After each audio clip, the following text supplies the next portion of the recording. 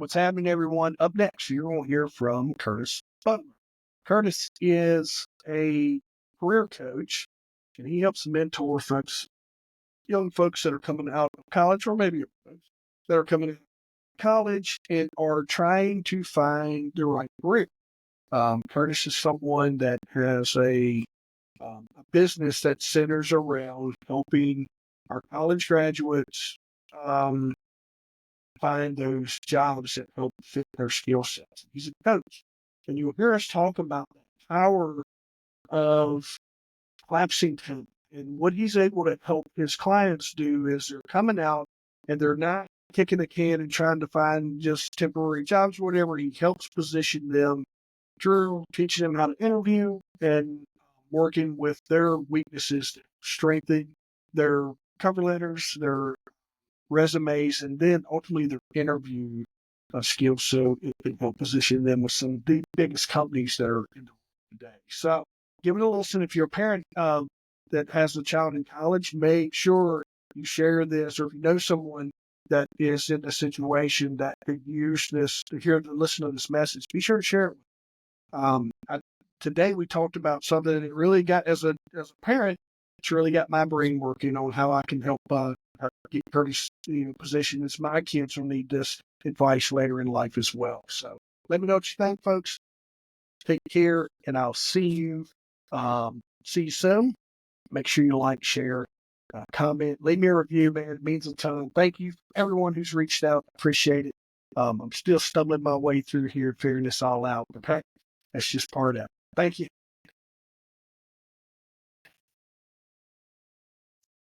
All right, team, welcome back to the Second Chance Podcast.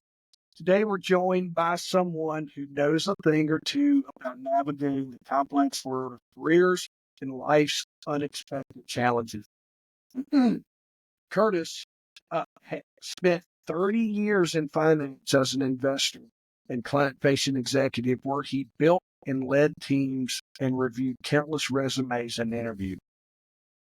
But it was his passion for mentoring and helping others that led him to a major life shift.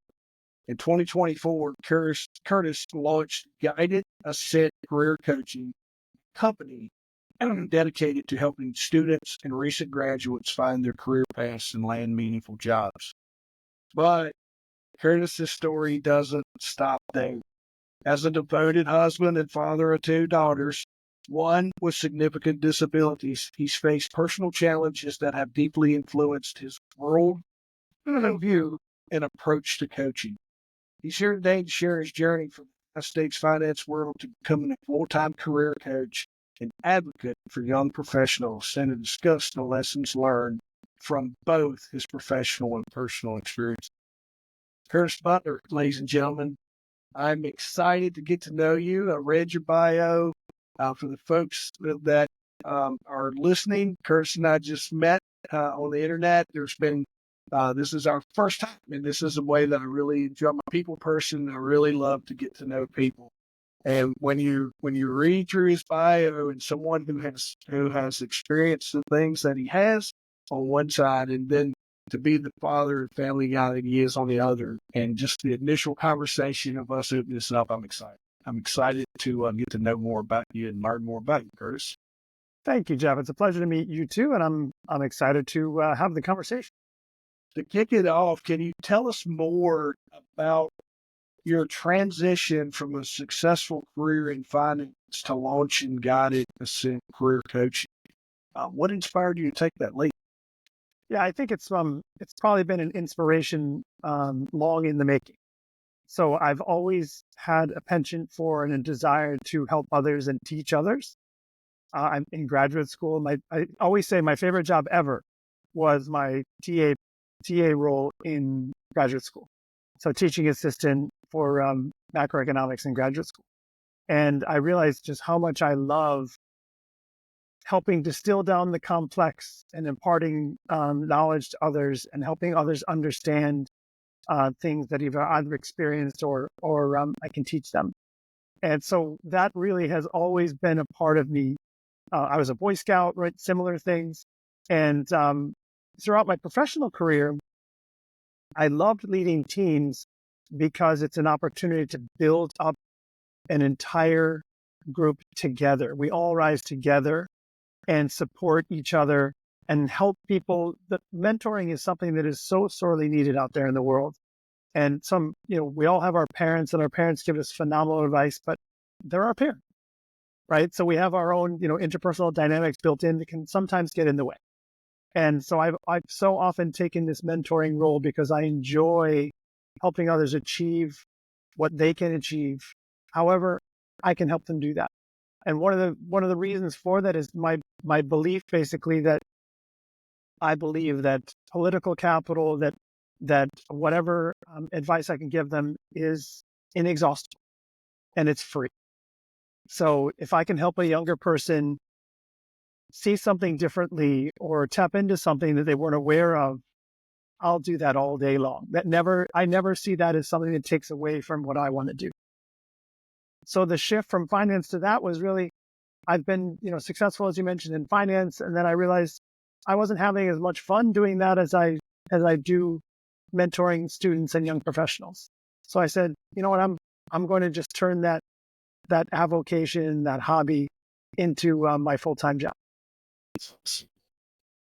You said help, and you can see that through your influence. Boy Scouts, you learn how to help people at an early age. Is that through your family? Was that your nature of your family, or is it how you're? I'll tell you this. I was kind of raised like that. I didn't know my dad. But my mom were like, you always help people. Yeah. Pump gas at her store when I was a kid. Like when someone asked me one day, like, when did you learn? I'm like, I learned how to help people. Yeah. Put other people first, and probably sometimes too often, right? I went through a phase where I put people first too much. Sure. And I had to find balance with that. And once you find that, but I've heard that word, bunch, and that's really neat to hear that influence. So growing up, was that your family, or is that? It was. My mom was a nurse, and my dad was a defense attorney. In upstate New York. We're not talking corporate. We're talking helping people. Yeah. So that was all about the mantra in our house. It was try to give back, leave the world a better place than the way you found it. Yeah. Yeah. I preach that as well. I'd leave it better than you found it. I coach kids athletics, and just in the dugout, right? Baseball dugout is when we walk in, I'm on everybody's butt. We're gonna leave it better than we found it. We're going to leave it. Let me tell you something. If we walk out of here, this trash is still here, it's going to be bad for you. Right? I'm going to open up a can of something.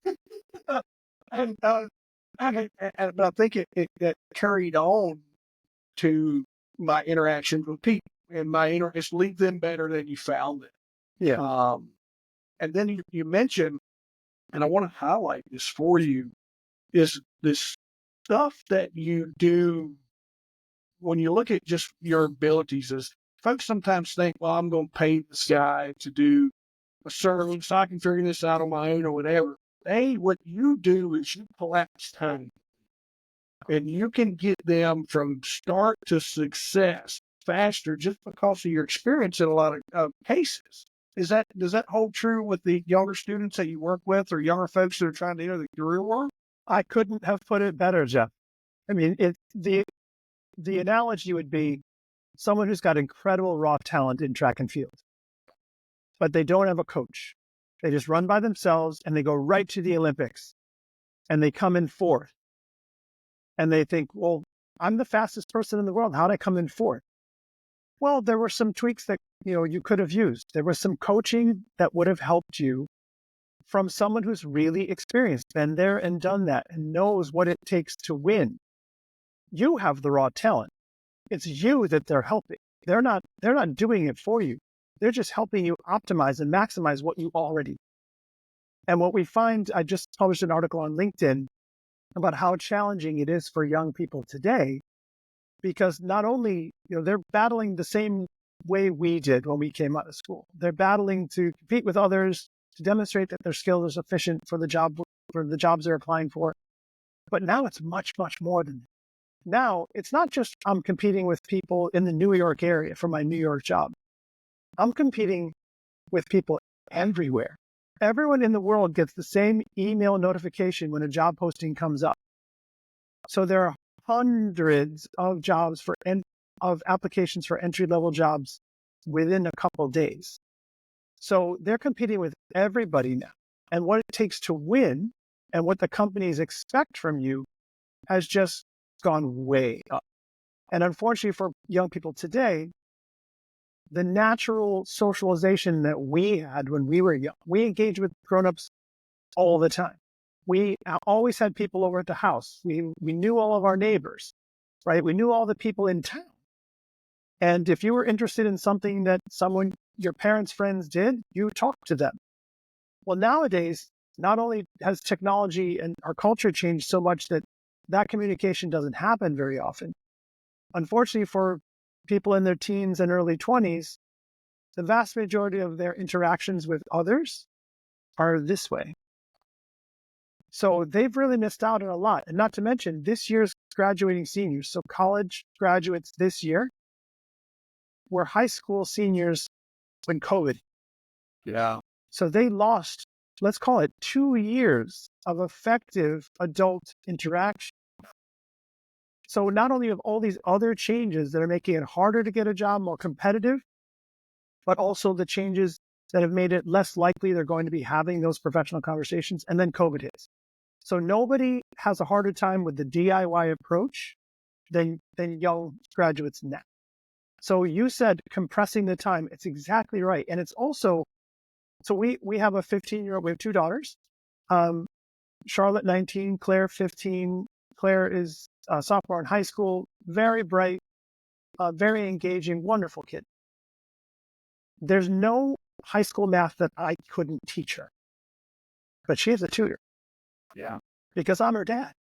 And for some reason, that just doesn't work. So Hey, it's the same Kurt, with the job search. That's not. I'm dad. I don't coach my kids. We coach for fun. I coach rec ball. Me and my son do that. It's just a project that we work on together, and it's a little bit of me helping him develop in what I have learned to develop in leadership and how I do people. And the things like what you were talking about earlier of and all the kids of leaving it better when found and how I interact with kids, how I interact with the parents. And I tell all the kids that are there, I want you all to do this. And the kids that aren't my kids work, they pick little nuggets, whatever, but also there's a point in time when I start just talking to a handful of kids and let them lead the rest. Because they'll listen to their friends and they'll listen to each other way more. They listen to me. You're spot on with that, man. And math, you start teaching English. See, I have coaches for my kids too. No. So I have learned that and parents have told me this. Like, I believe parents give kids great advice, and I know the parents that of the students I've been working with, I know they've been giving great advice, but it's in 1 year out deal. So just hearing it from a third party, and again, I have a different experience. I've been doing this coaching and mentoring for more than 20 years, specifically to help people pursue the careers that they want. So when I will meet with somebody for the first time, I think one of the reasons in my corporate life, a lot of young people would come to me is because word got around. Curtis listens to you. Yeah. Curtis is truly interested in what happens to you and what you want to do, not in patting himself on the back and saying, this is what my career is.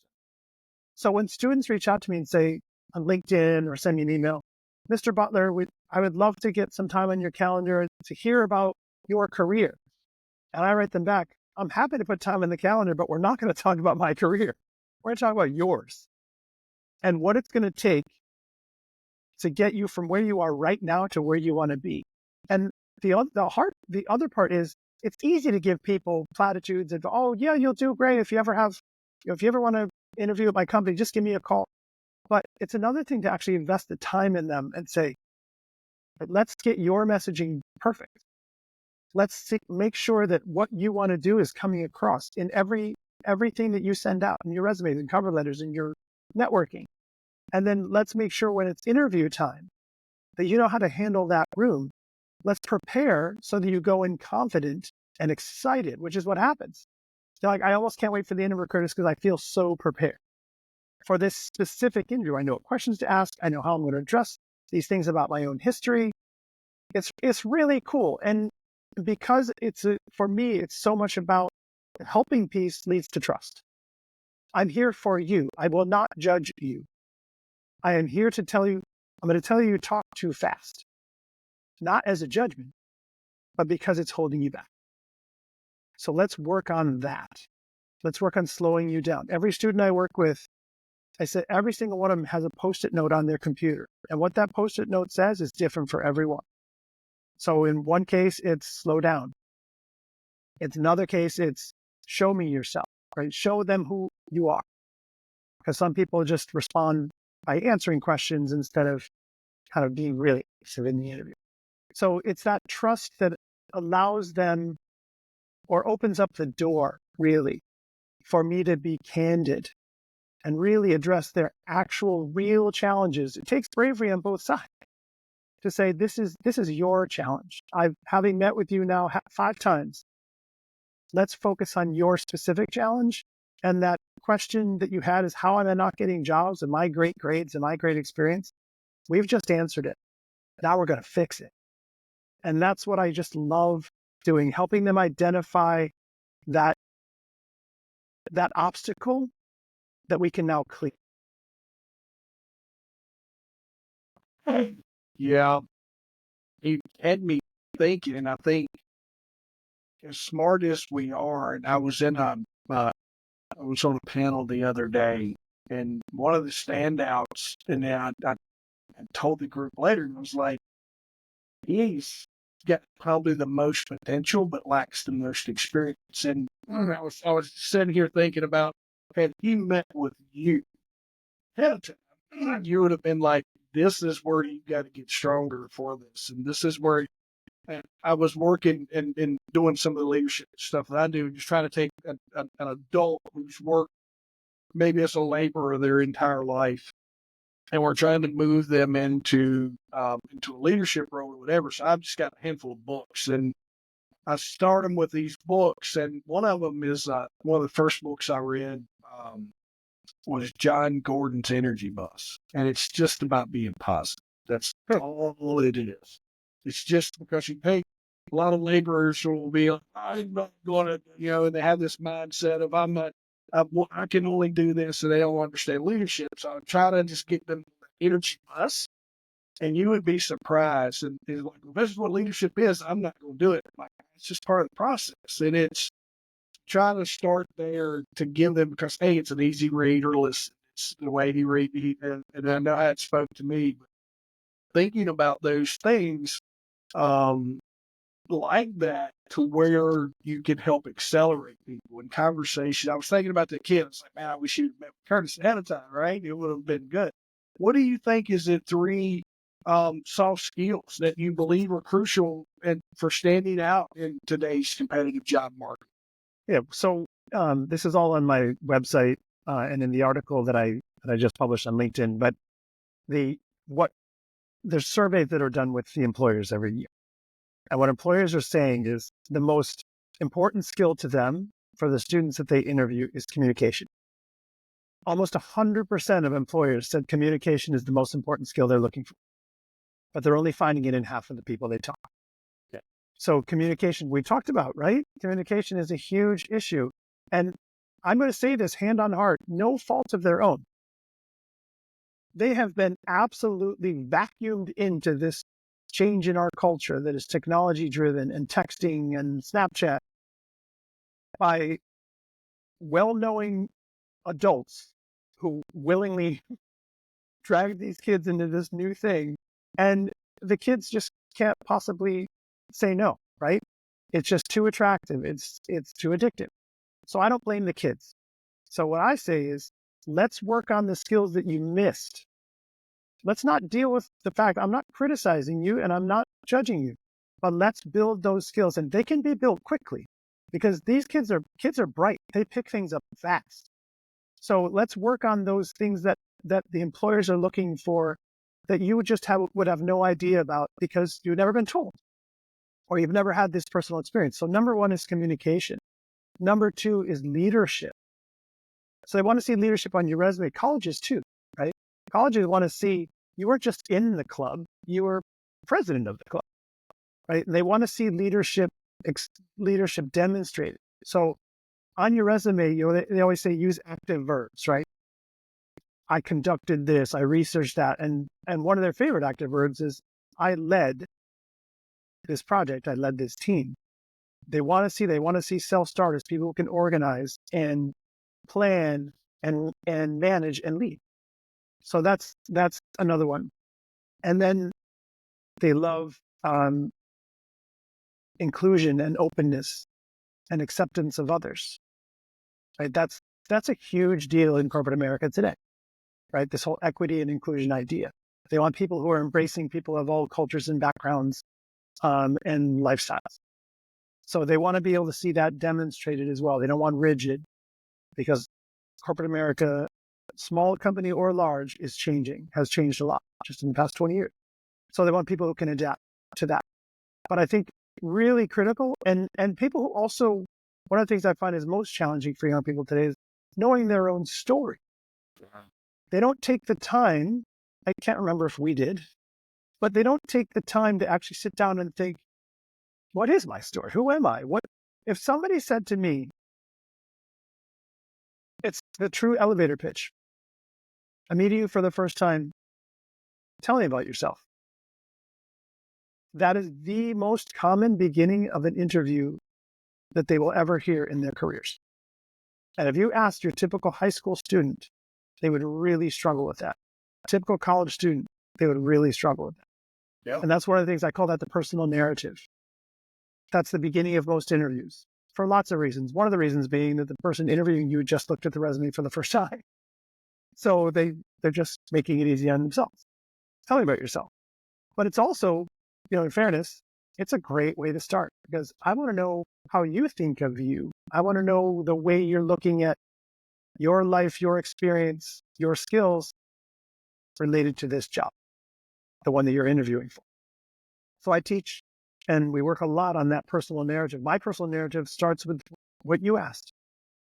I grew up one of 5 kids, a son of a lawyer and a nurse. These are the values in my home. I was an Eagle Scout and a good student. I was lucky enough to be born smart and went to this college to pursue these things. I fell in love with it, ended up going towards finance because I want to know how the world works, right? And the world works, unfortunately, for better or worse, through money. And I just love the economy and finance, and all the way up to today. And that's a 30+ year career. I can do it in less than 60 seconds. Yeah. But you know what the most meaningful thing in that whole story was to a lot of people? It was the values, right? It was the teamwork. He grew up digging ditches and planting trees. He was one of 5 kids, knows what it means to not be the center of the universe. And this is interesting. I talk about this a lot. The jaws of the college students drop. Yeah. I say, because they debate all the time. The students say, well, I was told that a resume shouldn't bother with a personal line because it just takes up space. And I said, here's a true story. After all my years of experience, having spoken, interviewed many times myself, but also having spoken to lots of very senior, well-placed people in the world of finance and elsewhere, the most commented on item on my resume was something I did when I was 18 years old. Eagle Scout. Yeah. Why? Because it tells so much about me. Like, who doesn't want an Eagle Scout on their team? Yeah. So this is how I work with the students. That's, when you say Eagle Scout, I've worked around those guys. I tell you, I was years ago trying to think of which setting I was in, and it was maybe a camp setting or whatever. And we were one of the young. There was a guy there. He was like, "Hey, where can I go?" Oh. He was moving to the area where I'm from, and he was like, "Where can I go find?" He's looking for work or trying. And I was like, "Hey, well, these are the companies that hire, college kids." It was he was going to a medical school that we have here.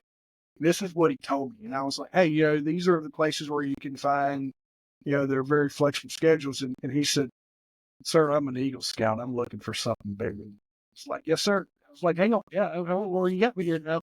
But There you go. he wasn't looking for. He goes, I want to go somewhere where I can lead people. I'm not looking to go put hammer nails. I'm looking for, and it spoke to me when he said it. And I was like, yeah, hey, there's other opportunities for you. That's right. And what's so interesting is when the students hear those stories, they think, aha, I have to start thinking about and talking about myself in a different way.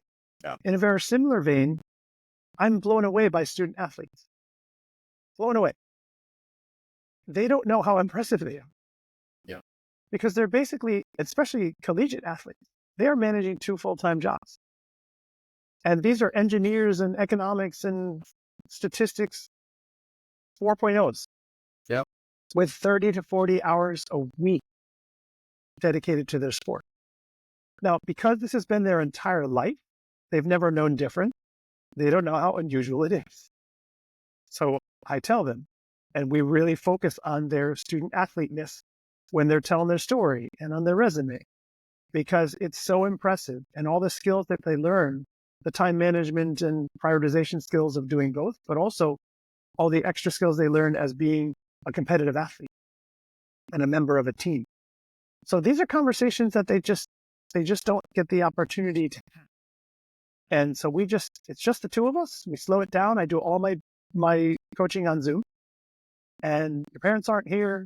Your friends who got their jobs already aren't here. It's just us. How are we going to get you exactly where you want to go? Yeah. You mentioned a couple interview hiccups. What are there a couple common interview mistakes that are common that you see interviewees making, and then maybe just a little bit of strategy of how they can overcome that? Sure. So again, back to the employers. Some recent statistics came out this year. There was a survey done by intelligent.com, and they were asking employers about what experience they've had.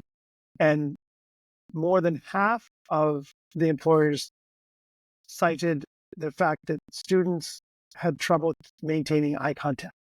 Yeah. Gets back to what we talked about before, right? Face-to-face conversation is almost like a lost art. A third of them, more than a third, reported that the students were not appropriately dressed.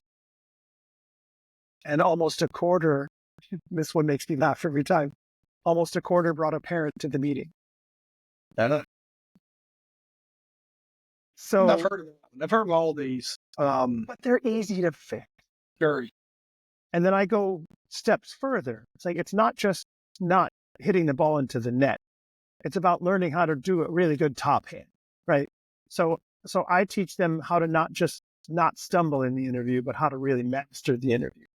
Down, everything from their speech to their surroundings, to their lighting, absolutely everything related to the interview. So it's just about getting them that much closer to the offer, increasing the odds, improving the odds of them getting the offer. That's what the work is all about.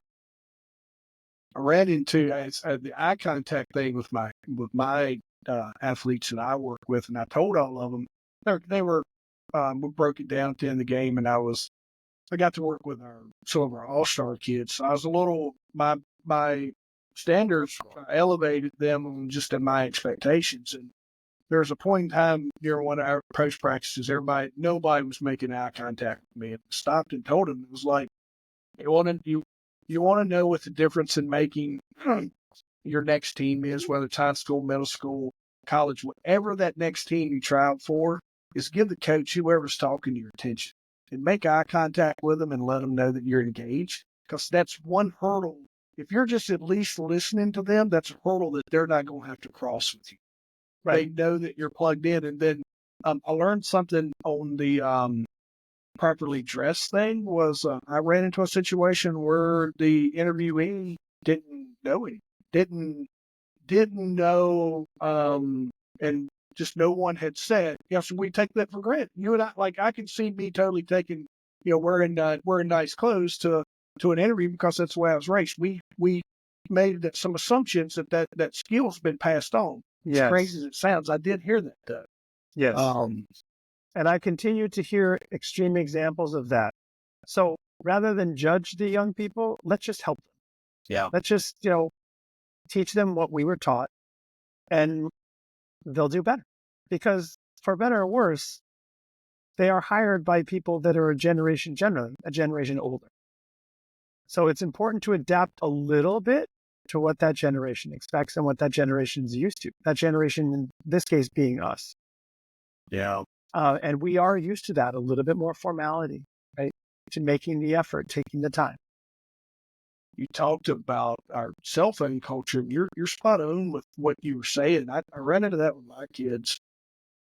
Our busing system was not. I mean, they were not overly communicating when they were going to be late. So we made that decision to get kids cell phones when they hit kind of that middle schoolish area.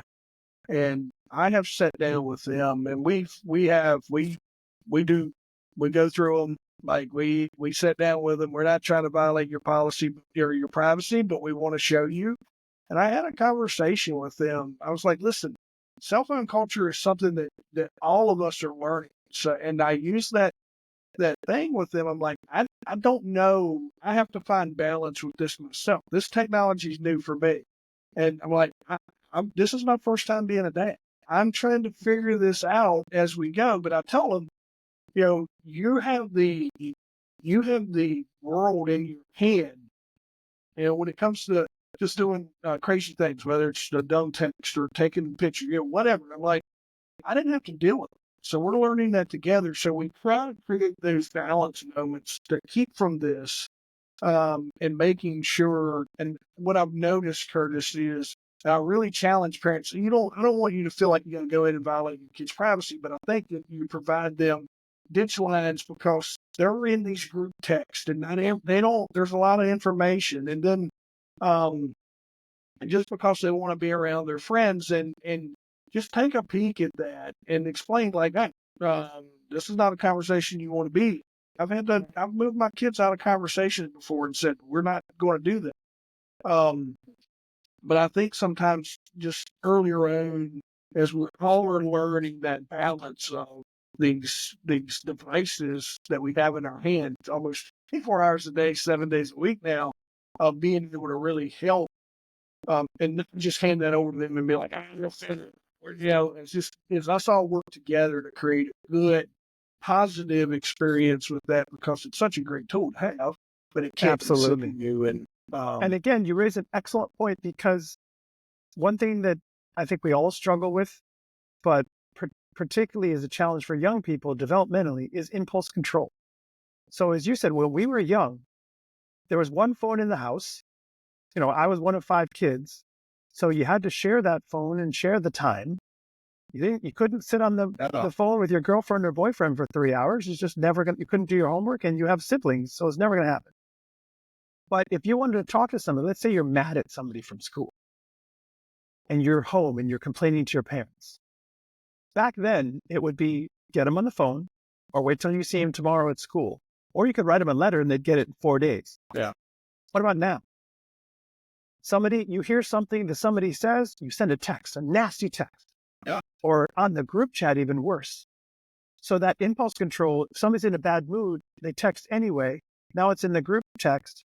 And what was just somebody upset for a moment that they would get over is now in permanent ink on the internet, and is now really changed the tone of that group chat. So these challenges that these young people face today are things that we never had to. So to your point, it's our job to help them, to teach them strategies. Look, literally, if you're that upset that you want to send off a really angry text, put down the phone, go get some fresh air, come talk to me.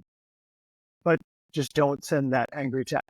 And these are just really simple lessons. I mean, it's hard for them to follow through, but it's really simple lessons that if every parent did this, there'd be a lot less of this bullying that we talk about, right? There'd be a lot less of the anxiety. I mean, the need of these kids to fit in, and there's 11 people on their group, and somebody says something cruel. How are they supposed to take that at the age of 13? It's just too much.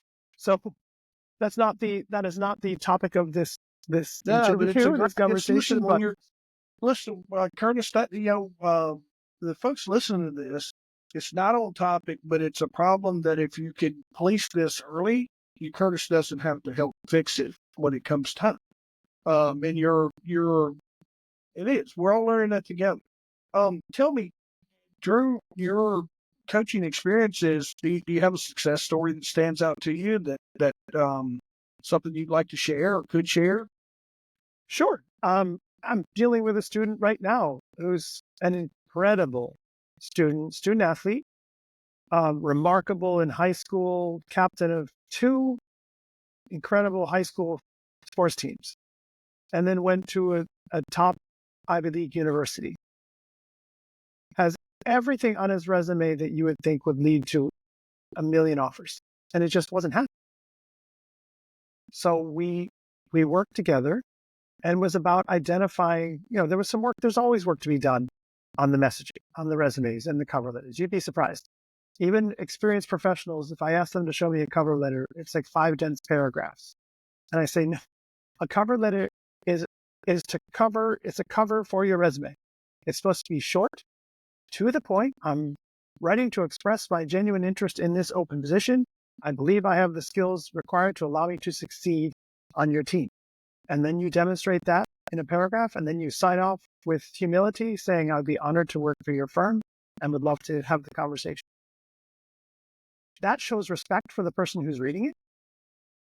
And I don't have to wade through it. I'm actually probably not going to, because I think if I'm your boss and I ask you for a summary, a conclusion, can you solve that issue for me for tomorrow morning's meeting?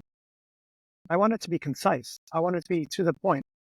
I asked you for your view. I want your view. I don't need all the work that you did going into it. So the person who writes me the 5 dense paragraphs may not be the right person for me. So I teach all those kinds of things about improving the messaging. But with this individual, it got back to just identifying the one thing that might have been standing in the way. And we found it. And we worked on it. And it went away. And it was literally because so much of this entire process, the job search, is 50% human psychology. So we just worked on how is this appear, what is the other person seeing? What are they hearing? So we worked on all of that. And it was like night and day, this amazing individual who had everything to speak to getting a wonderful job, but it wasn't happening. And once we fixed that one thing, then it started to happen. So that's why I'm also a big believer. There's a lot of benefit to group coaching. I'm considering it, but I'm also a huge believer in personalized, customized coaching, because the reason you're not getting a job may be very different from the reason someone else isn't getting a job. I think you can. I did own a group exercise gym, and you're spot on with that. When you use that same mentality, I can deliver a workout to a group. Everybody can move together and all these other things. But when you use nutrition as the example, I got to tailor that to you, and that's a one-on-one moment for us type thing. So you're absolutely right for that. And I think to kind of anchor on that too is when you've been able to solve this person's find that thing, is all that fee or whatever that charge is for you, is that is overshadowed by this landing this career and this job that so I think the way I want to go with that is just to let everyone know, because I'm a coach and I've coached people. The biggest thing people shy back from is when they see a price tag, I can't afford that. But look how fast that you were able, just like the stuff that I work on, look how fast we're able to take our experience and collapse that time like we were talking about earlier. But his path from no dollars to where he wants to, at least start it, or she, is probably significant. It is. And I think you've really hit the nail on the head.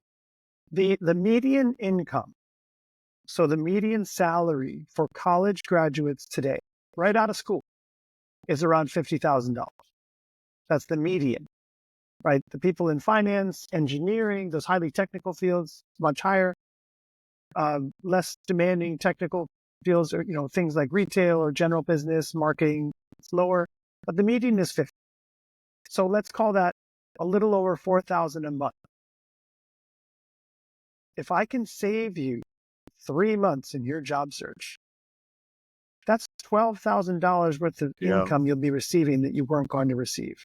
My coaching is way less than that. Yeah. So I think that's right. It's about thinking big picture and recognizing what's neat about it. The same with your coaching. What's neat about it is, even though we're focused on helping you start your career and helping you with a specific job search, the skills, the information will serve you your entire life. Yeah. You will think about any job you apply for in the future. I guarantee you will look at differently once you go through the method, once you go through the approach that works.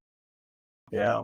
Now I think I just wanted folks to understand, and this is the approach in business when I'm coaching with business, and folks they're getting ready, they want to make a capital purchase and they're hung up on the price, and sit down and I turn it around and I go, let's don't focus on what it costs us. Let's focus on what it makes us. And it's an investment. Yeah, that's where you are. It's the same thing. Let's don't focus on what it's going to cost us, but what it makes us. Tell me, and for everyone, there's finance background, but there's Curtis the dad as well. And you and I were speaking briefly, but I think you are in a situation with a daughter that has really helped shape, and you mentioned that as her challenges as being one of your second chance experiences that we wanted to talk about. How is her and your personal journey just shaped your perspective and influenced you and on your life and career? Sure. So yes, as you highlighted and I mentioned at the outset, I've always been very mindful of my ability to and my just love of helping people. And I thought I was always a good guy, right? A guy who was just, you can rely on him. He's trustworthy. He's got integrity and he wants to help. And then my wife and I had our first daughter. She's Charlotte. She's 19 in October. So in 2005, this beautiful baby came along and the wheels came off. And we learned that she had just incredibly significant disabilities. She had seizures right after she was born, and it turns out she has cerebral palsy. So she's in a wheelchair, she's non-speaking, but she's delightful and beautiful and fun and smart and engaging. But what she taught me, to your point, has made me 10 times the helper, teacher, coach than I ever could have been without. Because she taught me resilience, patience, resourcefulness. And I would go back to the most important, and related to the patience, and the most important is, from a very, very early on, this was a big transition for me. Very early on, I shifted from the typical parent of why me? Why is this happening to us? Very quickly, I switched to why not me? And I started seeing only everything that Charlotte can do and who she is, not what she can do and who she isn't. And I've never turned back. It's always been that way. I see her for the incredible person that she is. That translates directly to my coaching. So I'm able to see, and most people probably are, but I think I've really honed this ability, able to see the shiniest parts of everyone. Yeah. The parts that they really have to provide the world, right?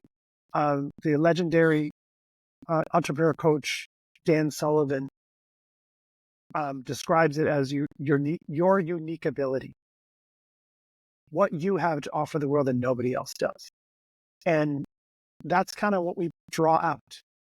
so that it becomes super obvious in those interviews there's something special about this person. Because as you know, you have an entirely different life from the one I have, and we both have the same experience. So that everyone has something to offer. Everyone is special in some way. It's about bringing that out and showing the world and letting the world say, I can do that. I can use that. There's a lot I can work with there. So I think being Charlotte's dad has taught me so many things that opened my eyes and made me just a better human being. And I'm so grateful because the human being that I was obviously could have become, but wasn't going to be without these challenges. Yeah, beat to that, we overlook those little things about us sometimes because the rest of the world overshadows us, or that's people's belief. Um, what what advice do you have for parents who are trying to balance a demanding career while being there for their children, especially those with unique needs? So the most important advice that I can give, and I'm just another parent like them, right? I struggle just as much as every parent does. But I think the most important is developing that patience. And all of our kids try us in different ways, right? My perfectly typical 15-year-old who's brilliant and talented and funny challenges probably just as much as her sister in entirely different ways, right? We joked that when she was 3 years old, she was ready to argue before the Supreme Court. And now she's 15. So imagine how those skills have been honed. But it's about recognizing that they are not little grown-ups. Yeah. Their brains are not fully developed till their 20s. So expecting them to see things the way we do, to be able to handle things the way we do. COVID was a perfect example. We grown-ups expected our kids to roll with the punches as quickly as we did. How could they? Young, we're talking elementary school kids. They're looking at the world like it's ending. Right? And they had to wear masks and they have to be afraid of other people. And they have to throw their clothes in the laundry the second they walk in. I mean, that's what it was like in early 2020. This was traumatic for them. It was unusual and inconvenient and a little bit scary for us. Those are different. So recognizing that children are not small grown-ups. They're immature. Their brains are not fully developed. They don't have the social skills, the problem-solving skills that grown-ups have developed, regardless of how bright they are. We all develop those skills to cope and to survive in the world. So just remembering as parents, I have to remember it too. They're still kids. They're going to make kid mistakes. They're going to make kid blunders. They're going to say kid things. And they need to be allowed to do that. Yeah. That's you're spot on with that. And they're their own people. They would make that mistake. Just because they're kids doesn't mean they're not their own individual people with their own wants, needs, their own way they process things. Yeah, you're absolutely right. I love what you just said, Jeff, because I say that to our youngest Claire all the time. I said, Mom and I had we've chosen our lives. We've made our choices. This is yours. Yeah. So you're not a part of my resume. You're your own person. Yep. So no, you don't have to play soccer if you don't want to play soccer, right? This is yours. What do you want to do? I'm here to help you. I'm not here to tell you. It gets back to that same thing.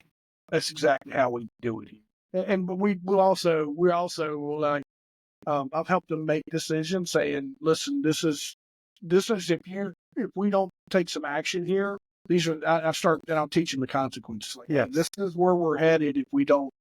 If you want to do this, or this, these are the repercussions. So I help them understand their risk and the repercussions, but ultimately it's their decision. And we have to let them fail at the small things, right? Yep. Athletics is good for helping failures. I think, and it doesn't, athletics is, we put it behind us, move on. We win, we celebrate, buy some ice cream. If we lose, we'll have some ice cream.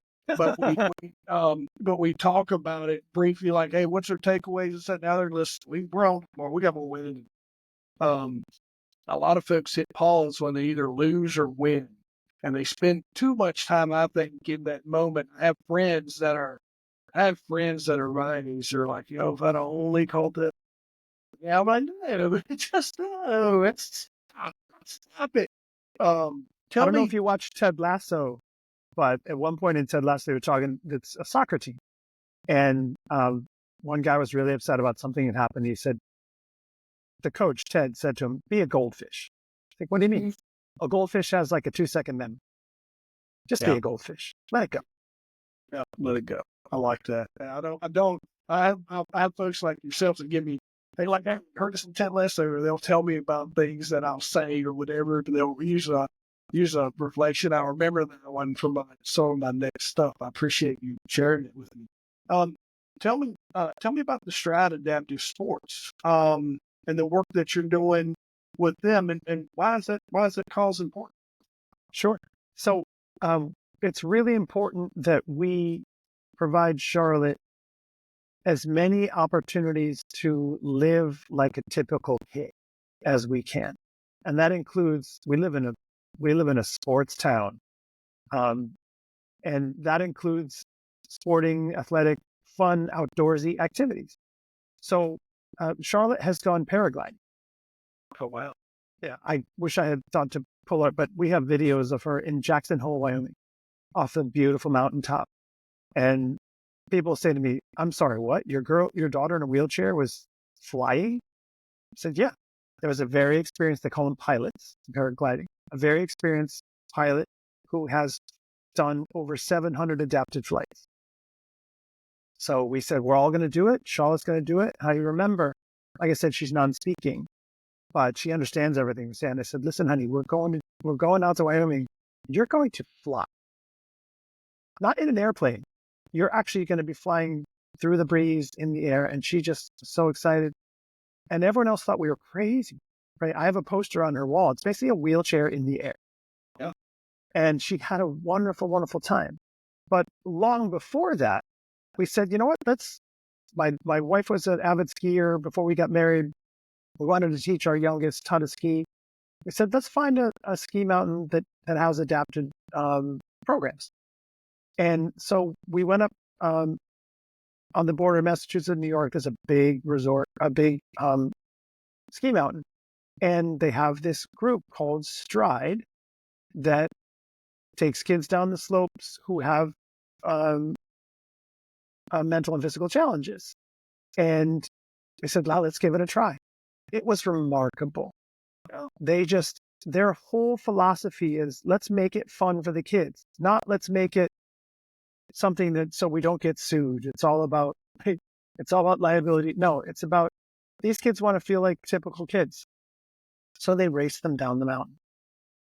And we were just blown away. And then we found a mountain more local to us. And then it just went 10 times bigger. This guy is like basically a racer on a snowboard. And he said, oh yeah, we are flying down the mountain. We're going to pass all kinds of people. And Charlotte's going to, because she's an adrenaline junkie, she loves to move, but she can't move on her own. So she loves to swing, right? She loves long car rides. But anyway, these skiers were remarkable. So I called up the CEO and I said, I love what you guys do for these kids. I want to be a part of this organization. I'll represent the parental point of view, right? The accessible community's point of view. So yeah, that's been like 5 years. For the folks that are listening that may be looking for Stride, how can they? We'll get your stuff here in a few minutes as we're wrapping up. While we're here, so it doesn't get overshadowed, how can folks that need this find? So it's very localized. So there are lots of organizations like Stride all over the country. Stride is very much New York, Massachusetts, a little bit of Connecticut, but and it's stride.org on the web. It's a not-for-profit. But there's the good news is, and with the internet, it's amazing. There's organizations like this all over the country. Stride doesn't just do skiing; they do summer sports, they do camping, they do road races, and it's worth Googling in your local area, not only if your child has specific needs, but also as a volunteer. We also participate with this other group called My Team Triumph, which does road races. And so if there's a 5K in the area, a standard 5K, and they're all over the state of Connecticut, or a 10K or a half marathon, there are athletes who would otherwise be racing who say, no, I'm going to volunteer. I'm going to race these kids. So they're in joggers. So Charlotte does road races all summer. And real athletes are saying, yeah, I'm not going to run a 5-minute mile. I'm going to run a 7-minute mile, but your daughter's going to be in front of me. Yeah. That's too cool. It's really awesome. And what's the message? The message is, Charlotte, you can have the same kind of life as everybody else. Yeah. And she's proud of that. The first time we went skiing, there's a picture of her looking up at me like, Dad, thank you so much. And when I go to school, I can say, I went skiing this weekend. Yeah. I can't imagine that feeling fits. Like, that's just moments, and those are moments of oh man, I can't imagine how well you felt. Holy crap! Just add to that, right? Because yeah, it's awesome, and all parents can feel that too. You take your kid to Disney World for the first time; it's a similar thing, right? Thank you so much for doing this for me. Yeah, big deal. What is your long-term goals for guided at set career coaching? Is it going to evolve into bigger, or how do you envision that evolving over the next few years? So, thank you. That is the plan.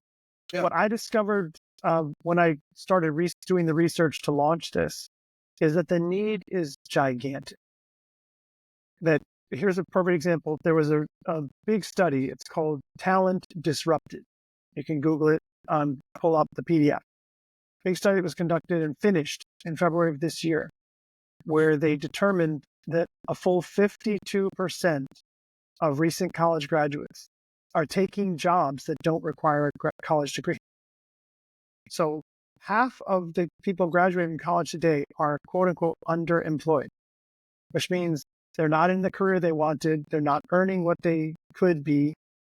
And if they stay underemployed for even a few years, the likelihood is they will always be there. So someone who wanted a proper career is now just a barista. And they're finding it really hard to get back. Why? Because it's much more competitive than ever. And nobody's standing still. You're not just competing with your graduates anymore. It's the next class, and the next class, the next class. So, and the other piece is those soft skills that you brought up. Our young people today really need coaching on how to present themselves to the professional world. And the thing is, this doesn't require years of work. These are things that can be addressed, corrected, improved quickly. The most important thing is the realization, right? People don't know what they don't know. They don't know how important internships are. Really important. And I help students get those internships because it dramatically reduces by 50%, the likelihood that they end up underemployed. So, there's an entire industry, tons of resources, particularly where I live here and, commutable distance to New York City. Huge amount of time, energy, and money goes into getting our kids into college. But very little time is focused on what they're going to do when they're there and how to get them out. Oh, wow. That's what I focus on. So I think the need is gigantic. I'm told that everywhere. Friends, parents of the students I work with. So my goal is to take the approach that I have, which is, as I mentioned, very driven by the experience I've had as a manager, as a leader, mentor, and in the interview room, and distilling that down into something very practical for the person who's in front of me or for the group that's learning about resumes and cover letters and networking and interviewing and how to win the room and how to tell your own story. So this is kind of my approach, and I would like to take that large. I would like to hire coaches and have this and work with corporations. Right now, the corporations are the ones answering those surveys saying today's graduates are not ready for the working world.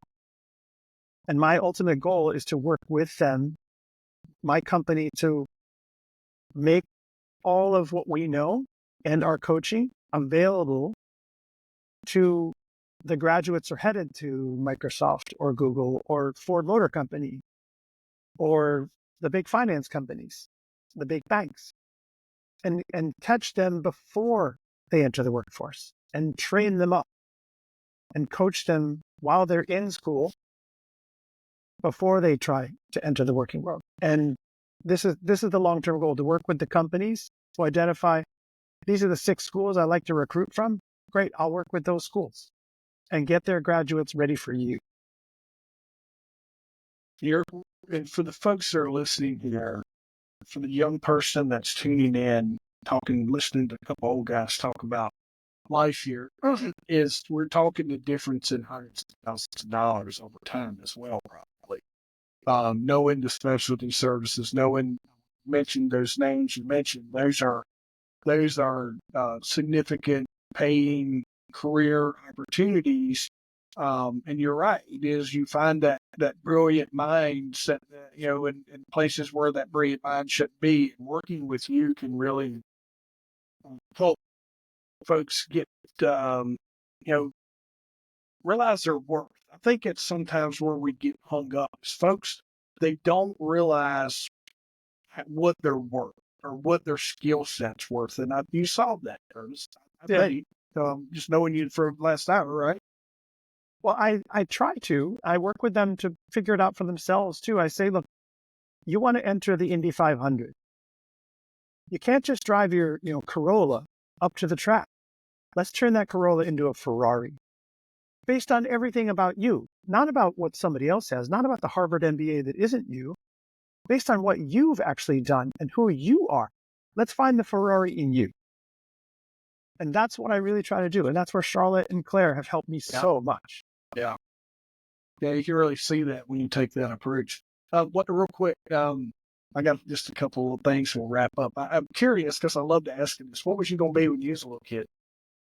I wanted to be an archaeologist. Yeah? So, my dad was a lawyer, as I mentioned, but he was also a painter, an artist. So when I grew up, we were always drawing things. And for me, it was drawing dinosaurs. So and it was really paleontologist. I didn't know that at the time, but I always wanted to deal with dinosaur bones and find woolly mammoths. That's all I wanted to do when I was a little kid. I'll send it to you, Curtis. There's a meme I found the other day on one of my feeds and sent it to my kids. It said, enjoy it while you can. Adults don't ask other adults about their favorite dinosaurs. Wow. Yeah. I'll email it over to you. But when you said that's fantastic. Last question, and then I want to know how everybody can get in touch with you. But the last question, and I think when you listen to everything that Curtis talks about and the skills and the mentoring and everything that he has, if you could go back to your younger self and give yourself one piece of advice, what would it be? That's a wonderful question. And what I'm really glad about is that it's the one piece of advice that I think I've followed. And this comes largely from my dad. It's no matter what is happening around you and the people in your life and what you're doing in your life, you always have to stay true to your inner core, your rudder. That's the definition of personal integrity. Yeah. And that's something that I have really I've tried to stay on that course my entire life. And that has led, you asked at the outset, why to make changes. That has led to a lot of the decisions that I've made because integrity comes first. Yeah. For the folks that don't know, integrity is doing the right thing when nobody else is looking. I preach that to my kids. My son's 15, my daughter's 12. So with him, especially where he's at just a little bit older, and she and I to really get into some of that same path, but I preach that, teach your reputation. Curtis, as we wrap up, man, how do you want people, let's get your website, but how do you want people to get in touch with you? Sure. A great way is if someone is interested in talking about the coaching that I do, you just hop on my website. It's just jobreadygrads.com and book a free consultation. You can also, there's a lot of freebies out there. I offer a lot to young people who are looking for jobs through postings that I do on LinkedIn, Believe it or not, I've just started posting on Instagram and TikTok. That's all. But so on both of those, it's Job Ready Grads. And on LinkedIn, it's me, Curtis Butler. But I encourage people, particularly students and recent grads, to go on, particularly onto LinkedIn. There's real like quality posts that give them very practical tips on how to interview, how to write a resume, how to get jobs. And that's there. Anyone who connects with me can get those tips. Yeah. But like I said, Job Ready Grads will direct you to my website. And I'd be happy to chat with anyone who's interested in some coaching.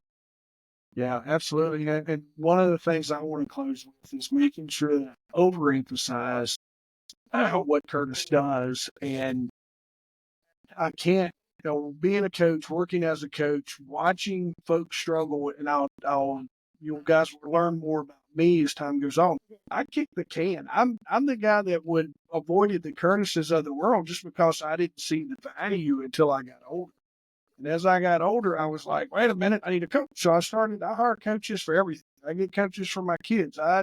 If I can't figure it out in a short amount of time, I'm going to be finding someone who's where I want to get to, and I'm going to pay them to help me get there, because it's like you said, I've said it a lot, collapsing time. And if there's anything that I've learned in my birthdays this weekend, as I turned 50, if there's anything I've learned, time is absolutely our most valuable asset. And I think everyone should guard it and approach Curtis and let him help you with your career, so you can definitely find your worth and not go through some of the struggles that I have and other people that others has as well. So probably tons of success stories out there as well. Curtis, thank you. I can't thank you enough for joining. If you folks have questions, message them to me on Instagram. I'll make sure that I'm back linked in here as well. And then if we need to, Curtis and I can jump back on for a mini update, and then hopefully we can revisit in a little bit of time, and we can just catch up and see where you're at and see how you're progressing with all the things that you do, man. I appreciate you. Thank you, Jeff. This has been really fun. I'd be happy to do another chat with you.